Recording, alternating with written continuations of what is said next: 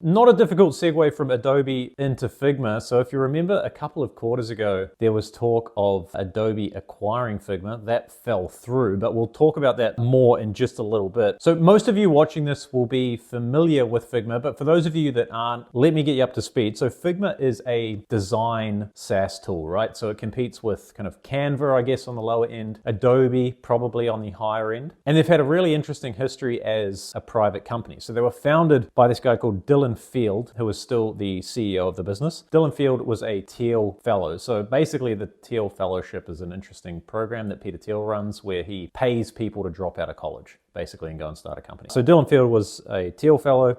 He teamed up with a guy named Evan Wallace, and they started working on Figma in 2012. It took them until 2016 to get a product released to the general public. And then they subsequently raised 5 rounds of funding, total funding of $333 million over those 5 rounds. And then in September of 2022, there was this big announcement that Adobe was going to acquire Figma for $20 billion.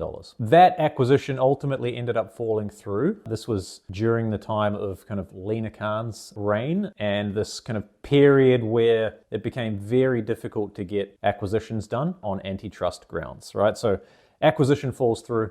Adobe ends up paying Figma $1 billion due to the fact that the acquisition got terminated. All right, so that catches us up and somewhat overlays with the data that Figma has just released as part of their S1 announcement.